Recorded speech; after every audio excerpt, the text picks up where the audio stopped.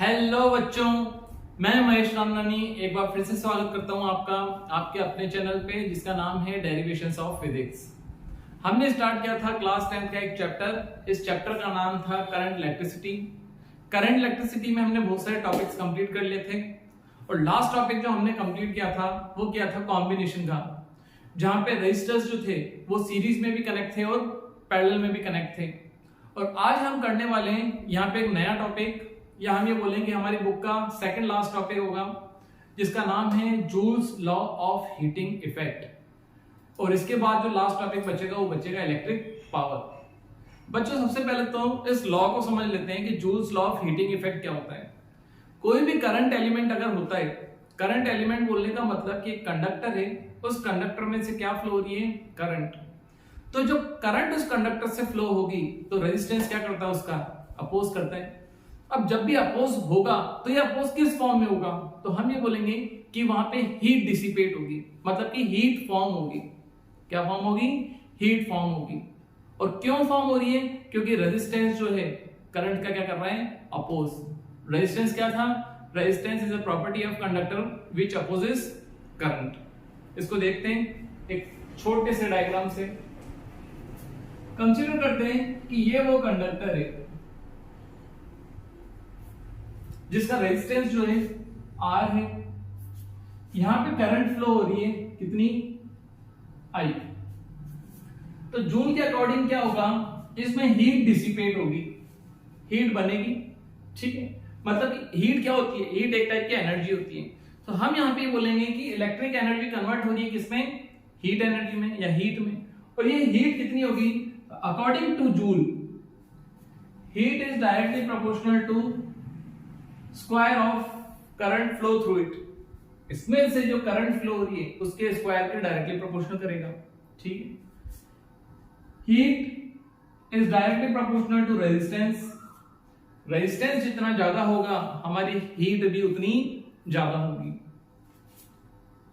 और inverse directly proportional कर रहा है टाइम। जितने ज्यादा टाइम के लिए फ्लो होगी उतनी ज्यादा हीट डिसिपेट होगी।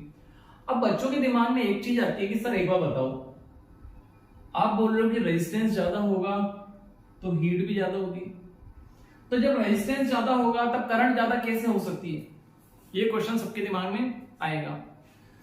तो अभी आप ये मान के चलो कि हमने कुछ ऐसा अरेंजमेंट किया हुआ है कि सर्किट में करंट ज्यादा से ज्यादा जा रही है। ठीक है, अब इसको कैसे कर सकते हैं वो भी देख लेते हैं। यहां से एक वायर ले लेते हैं जिसका रेजिस्टेंस बहुत कम है, वेरी लो। तो यहां पे अगर हम करंट फ्लो कराने की कोशिश करेंगे तो करंट मैक्सिमम फ्लो हो सकती है, हाँ मैक्सिमम फ्लो हो सकती है। अब इस करंट को हम ऐसे सर्किट में भेज दें जहां का रेजिस्टेंस क्या है, बहुत ज्यादा है। अब यहां पे रेजिस्टेंस क्या हो जाएगा, हाई हो जाएगा।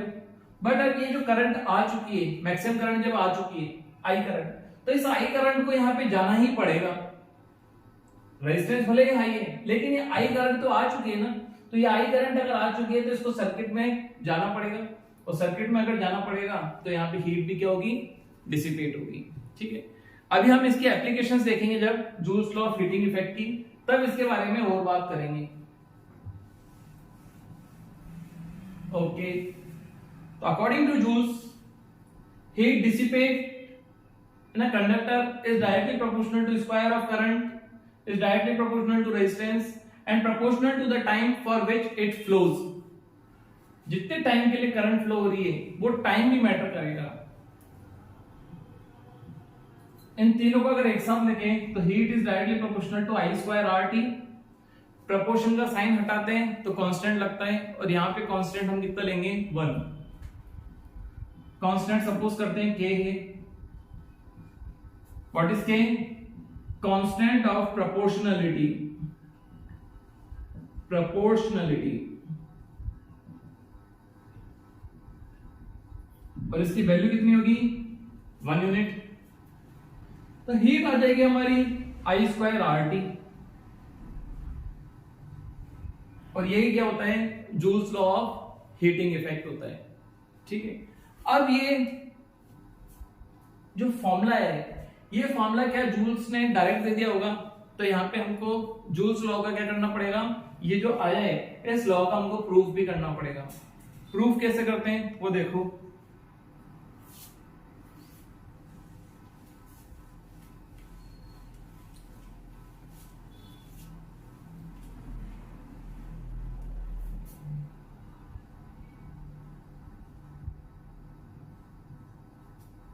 अब बच्चों हीट होती क्या है, हीट एक टाइप की एनर्जी होती है। हीट क्या होती है, हीट एक टाइप की एनर्जी होती है। और एनर्जी क्या होती है, energy is the ability of work done, work करने की जो एबिलिटी होती है, इसी को हम क्या बोलते हैं, इसी को क्या बोलते हैं, एनर्जी। तो आप यहाँ पे वर्क देख लो, वर्क कितना हुआ है, ठीक है। फिर बच्चों के दिमाग में क्वेश्चन आता है, सर वर्क मतलब कि फोर्स इनटू डिस्प्लेसमेंट। बच्चों यहाँ पे करंट फ्लो हो रही है, मतलब कि चार्जेस का फ्लो हो रहा है, ठीक है। बट हम यहाँ पे वर्क का वाला फॉर्मूला यूज नहीं करेंगे, force into displacement. Force into displacement formula आपको यूज करना है मैकेनिक्स में, जहां पे रियल में आपको मोशन होता हुआ दिखे। यहाँ पे हमको रियल में कोई मोशन होता हुआ दिख नहीं रहा है, तो हम यहाँ पे जो वर्क लेंगे वो इलेक्ट्रिक वर्क लेंगे। कौन सा वर्क लेंगे, इलेक्ट्रिक वर्क। अगर इलेक्ट्रिक वर्क की मैं बात कर रहा हूं तो यहाँ पे पोटेंशियल, करंट, इनसे रिलेटेड कुछ आना चाहिए। वर्क का हमको एक फॉर्मूला पता है, वी क्यू। वर्क क्या होता है, वी क्यू। सर कहां से आया ये फॉर्मूला, ओके, हमने पोटेंशियल की डेफिनेशन पढ़ी थी। Potential is defined as work done on charge. Potential क्या होता है, किसी भी चार्ज पे जो वर्क करते हैं वो वर्क ही पोटेंशियल होता है। तो यहां से अगर वर्क निकालें तो वी क्यू आ जाएगा, ठीक। हमारा रिक्वायर्ड रिजल्ट क्या लेके आना है हमको, आई स्क्वायर आर टी। तो अभी हमारा ना करंट दिख रहा है हमको, ना आर दिख रहा है। एक काम करते हैं, ओम्स लॉ से v की जगह हम क्या पुट कर सकते हैं, v equal to I R put कर सकते हैं। करो पुट, v की जगह क्या पुट किया, आई आर। और क्यों पुट किया, ओम्स लॉ से। v equal to I R, Ohm's law. अच्छा, h equal to I square R T लेके आना है। एक आई तो आ चुकी है और आर भी आ चुका है, बट एक करंट और चाहिए और टाइम भी चाहिए। और चार्ज यहाँ पे है क्या, चार्ज नहीं, हमको चार्ज को हटाना पड़ेगा। अब करंट की एक डेफिनेशन होती है, करंट की एक डेफिनेशन होती है, rate of flow of charge, I equal to Q I T होता है। तो क्यू की जगह हम क्या पुट कर सकते हैं, क्यू की जगह हम आई टी पुट कर सकते हैं, okay. I as it is, I R as it is, Q की जगह क्या पुट करेंगे, आई टी। और यहां ब्रैकेट में रीजन भी बता देते हैं, I equal to Q I T होती है। अब आई दो बार मल्टीप्लाई में आ गया, आर टी, ये वर्क आ गया। और ये वर्क ही एज अ हीट क्या हो जाएगा, डिसिपेट हो जाएगा। So heat equal to I square R T. ये प्रूफ हो गया हमारा किसका, Joule's law of heating effect का। अब Joule's law of heating effect का यूज हम बहुत ज्यादा करते हैं, या फिर हम ये बोलें कि ऐसी बहुत सारी डिवाइसेस होती हैं जहां पे इलेक्ट्रिक एनर्जी को कन्वर्ट किया जाता है, किसमें, हीट एनर्जी में। एग्जांपल्स, इलेक्ट्रिक केटल देख लो, टोस्टर देख लो। इलेक्ट्रिक केटल में चाय बनाते हैं या कॉफी बनाते हैं, ठीक है। इलेक्ट्रिक टोस्टर में आप ब्रेड को टोस्ट करते हो। इलेक्ट्रिक आयरन, कपड़ों को प्रेस करते हैं। इलेक्ट्रिक बल्ब, ठीक है। अब इलेक्ट्रिक बल्ब में क्या होता है, हीट डेवलप होती है। क्या डेवलप होती है, हीट डेवलप होती है। अब ये हीट कहां पे डेवलप होती है, कैसे डेवलप होती है, तो ये हम देखते हैं एप्लीकेशंस ऑफ जूल्स लॉ में। या जो करंट का ये जो हीटिंग इफेक्ट है, इस हीटिंग इफेक्ट की एप्लीकेशन कौन कौन सी है जिसको हम डेली लाइफ में यूज करते हैं, उन एप्लीकेशंस को देखते हैं। इसको रफ कर रहा हूं मैं।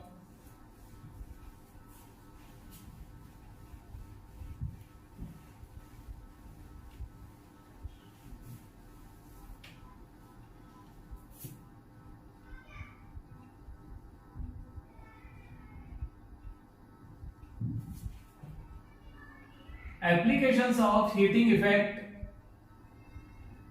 Of electric current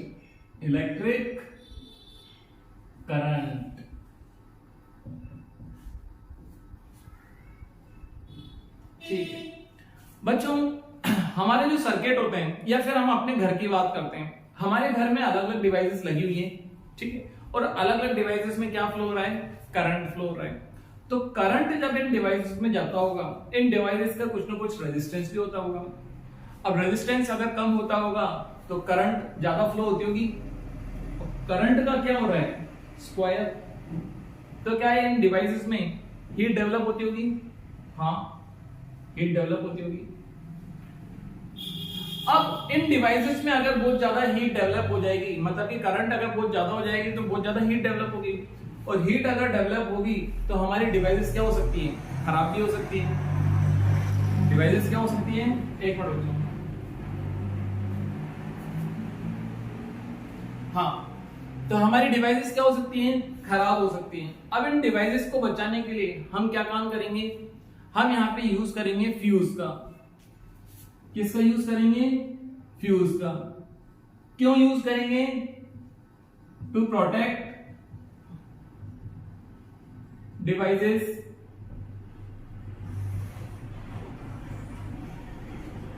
high current से प्रोटेक्ट करने के लिए। क्या कंसेप्ट यूज होगा बच्चों, देखो हम अपने घर के बाहर ही, जहां पे हमारा मीटर लगा होता है, जिस मीटर पे हमारी बिल की रीडिंग आती है, उस मीटर के वहीं पे ही फ्यूज लगा के रखते हैं।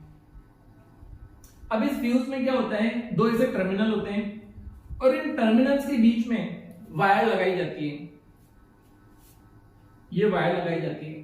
तो जब तक ये वायर लगी हुई है तब तक हमारा सर्किट ऑन रहेगा।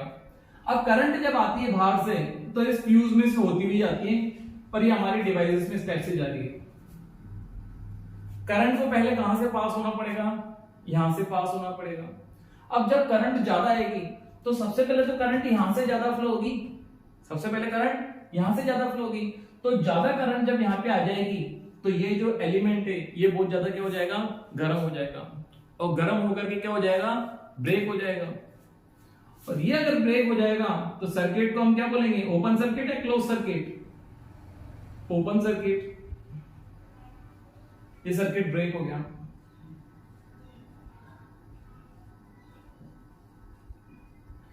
सर्किट ब्रेक होने से तो ये जो हाई अमाउंट की करंट है, ये हाई अमाउंट की करंट हमारी डिवाइस में नहीं जाएगी, और हमारी डिवाइस क्या हो जाएगी, प्रोटेक्ट हो जाएगी।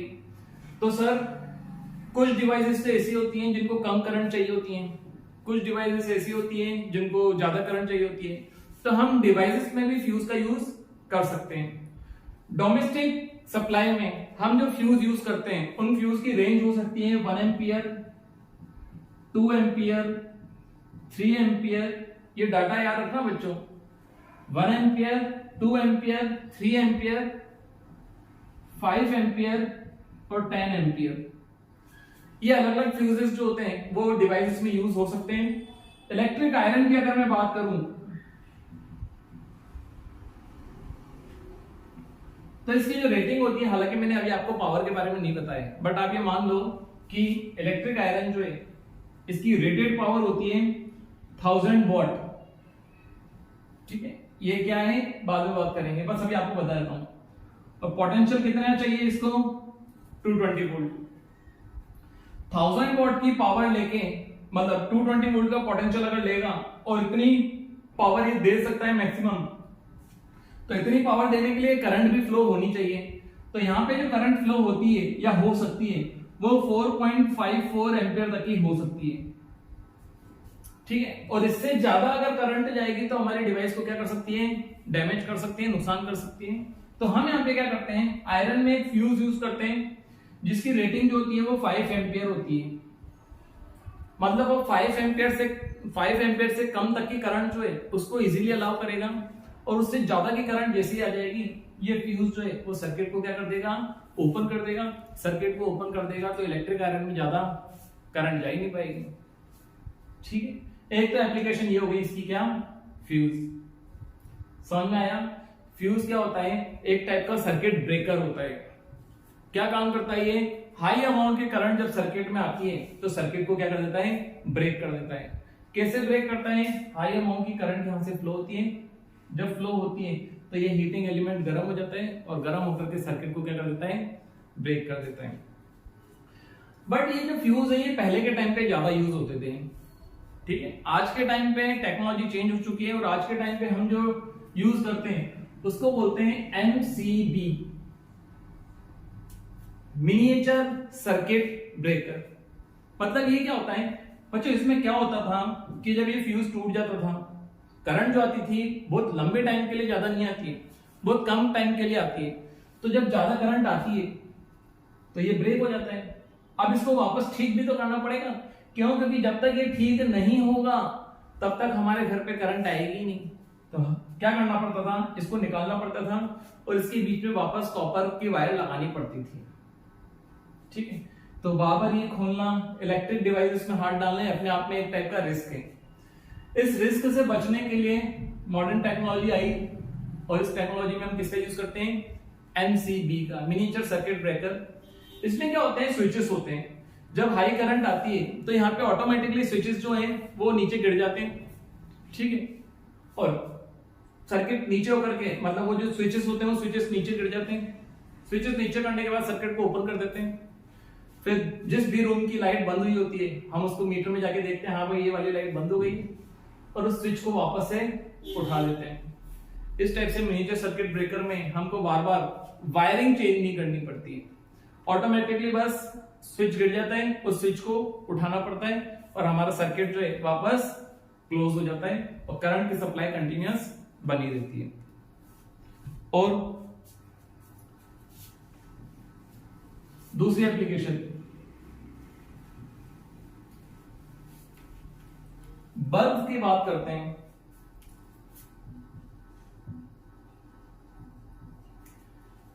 देखो बल्ब जो होता है, आज के टाइम पे तो बल्ब इतने ज्यादा यूज नहीं होते क्योंकि आज के टाइम पे एलईडीज आ चुकी हैं, ठीक है। बट पहले के टाइम पे बल्ब और CFL बहुत ज्यादा यूज होते थे।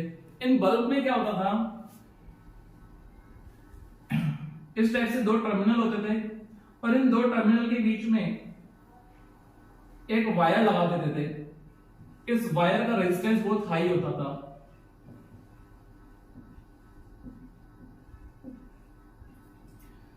रेजिस्टेंस हाई होने से जब करंट यहां पे जाती थी तो हीट डिसिपेट होती थी। हीट डिसिपेट होने के कारण ये जो है बिल्कुल रेड हो जाता था। अब सर इसमें इतनी ज्यादा हीट प्रोड्यूस होती थी तो क्या ये मेल्ट नहीं होता था? बच्चों यहां पे जो मटेरियल यूज करते थे वो हम यूज करते थे टंगस्टन का।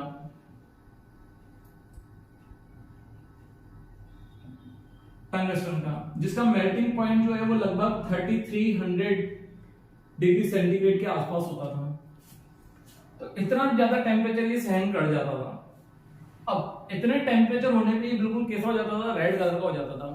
अब रेड कलर का होने लग जाता था, मतलब कि यहाँ पे हीट के साथ साथ लाइट को भी रेडिएट कर रहा है, यहाँ पे लाइट भी निकल रही है, ठीक है। अब जब लाइट निकलती थी, ये डिवाइस अगर इतनी ज्यादा, मतलब ये एलिमेंट जो इतना ज्यादा अगर गर्म हो जाएगा, बच्चों एक चीज अपन ने पढ़ी हुई है कि मेटल्स होते हैं वो हाईली रिएक्टिव होते हैं, और जो हाईली रिएक्टिव नेवी होते हैं उनको टेम्परेचर अगर देंगे तो टेम्परेचर देने पे वो हाई रिएक्टिव हो जाएंगे।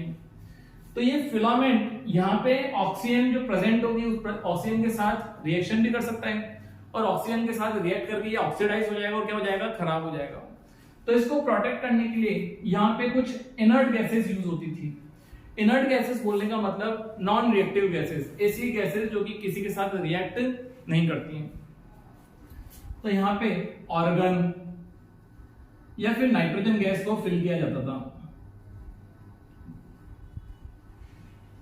आर्गन या फिर नाइट्रोजन गैस को क्या किया जाता था, फिल, जो कि नॉन रिएक्टिव गैसेस होती हैं। तो ये फिलामेंट के साथ रिएक्ट नहीं कर पाती थी और ये जो फिलामेंट है बहुत गर्म होकर के क्या रेडिएट करने लग जाता था, लाइट, हीट भी रेडिएट करता था और वो हीट को लाइट के फॉर्म में रेडिएट करता था,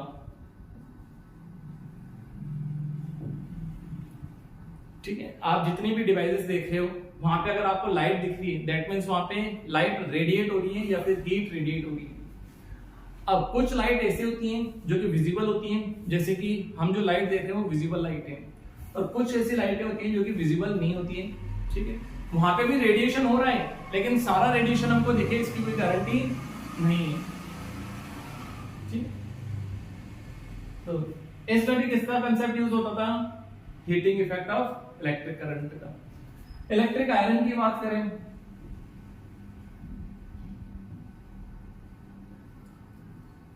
इलेक्ट्रिक आयरन में मैंने आपको बताया इसका यूज भी कपड़ों को प्रेस करने में किया जाता है।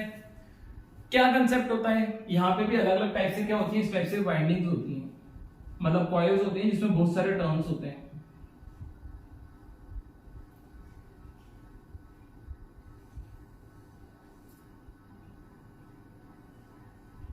एक जगह से करंट आती थी और एक जगह से करंट जाती है।